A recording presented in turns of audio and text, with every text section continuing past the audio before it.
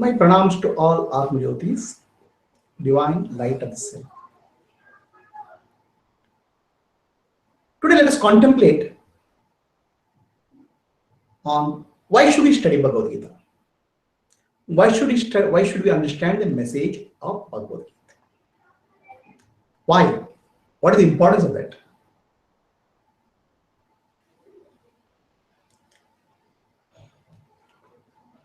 I remember one story. Mr. Nelson Mandela, who became the president of South Africa after a long struggle against apartheid. Most of his life he spent in jail, imprisoned by imprisoned for his political views. He was tortured like hell. The purpose of torture is to disturb his mental condition, make him go off balance, so that he will stop the freedom struggle or the fight against the apartheid.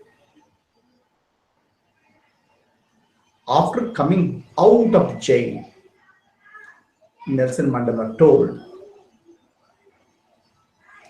the secret of surviving, secret how he survived the torture, the long prison term. When he was going through torture in jail, when he was suffering, one of the Indian friends who was in jail gave him Bhagavad Gita and taught him Bhagavad Gita. Nelson Mandela says, but for Bhagavad Gita, but for the message of Bhagavad Gita, I would not have survived the jail term. I would not have been able to withstand the torture. It is the Bhagavad Gita which gave me the strength to face life. So what is there in Bhagavad Gita which makes you face life? The setting of the Bhagavad Gita itself is very interesting. Sri Krishna is the chariot of Arjuna, and Mahabharata war, the mighty war of Mahabharata, is to begin. The armies of Pandavas and Kauravas are facing each other, ready to fight the war. At that time, Arjuna, who is the hero, who has won many wars, who is the key fighter in Pandava's side, gets depressed and shaken by looking at the opponent side. Many of his friends, relatives, gurus are there as opponents. Arjuna doesn't know, or Arjuna gets confused what is the right thing to do. Should he kill his relatives for the sake of war? Should he do injustice for his gurus by killing them in the war? So Arjuna gets into a dilemma. Bhagavad Gita is teaching of Sri Krishna to Arjuna to bring him out of this dilemma, bring him out of this depression.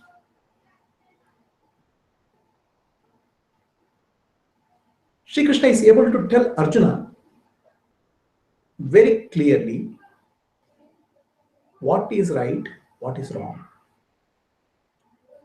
and what he should do. In other words,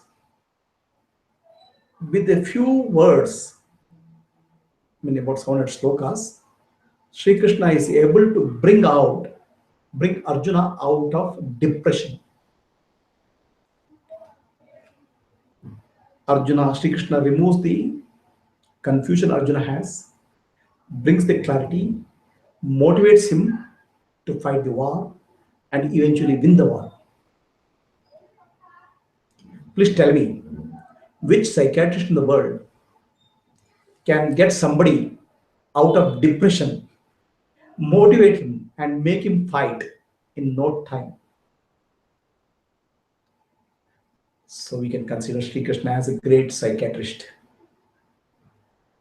And in today's world, we need this counseling.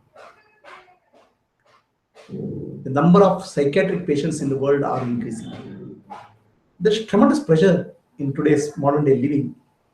There's a pressure on the individual, there's a pressure on society, there's a pressure for pressure of competition, there's a pressure of survival. In this pressure, it's easy to get into sort of depression and confusion. It's easy to get into a situation where we don't know what is right and what is wrong. The mind can get clouded, and many people go to psychiatry for treatment. And once you go to psychiatrist, you may have to spend whole life becoming patient.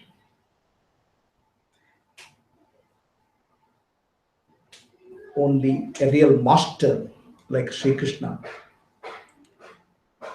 can give the right wisdom, right clarity, right framework for somebody to come out of depression or life, depression in life. So Bhagavad Gita is very uplifting.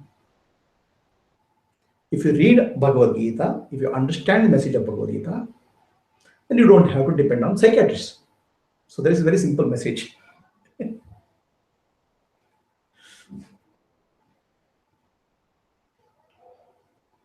You can come out of depression, you can come out of your psychiatric problems by understanding the essential message of Bhagavad Gita, which is uplifting, which is purifying. So you should study Bhagavad Gita to be able to face life with more confidence and clarity, like what Nelson Mandela did.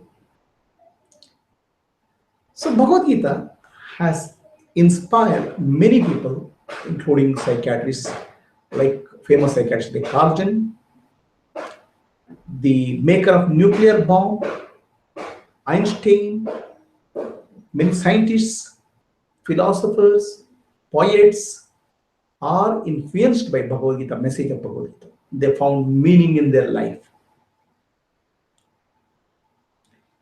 Our late President Shri Abdul Kalam used to read Bhagavad Gita every day for getting inspiration.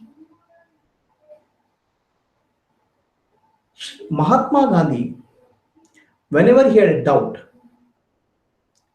what to do in life, whenever he was faced with the uncertainty, he used to open his Bhagavad Gita book and find relevant answers, right answers for the choices he has to make in life. So Bhagavad Gita has inspired the scientists, poets, philosophers, politicians, and common man. Arjuna represents common man like you and me. Common man is called Nara. And Sri Krishna represents the Supreme Lord Bhagavan, Narayana.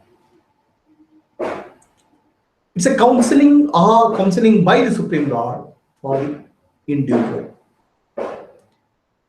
Counseling by the Lord for the Jivatma or individual. Showing him the right path of liberation. The 18th chapter of Bhagavad Gita are like 18 ladders for spiritual upliftment, for mukti, for liberation.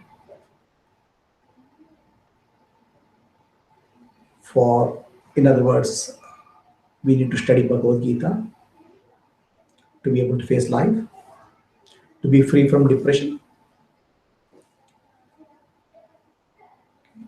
to understand deeper aspect of life, for spiritual upliftment.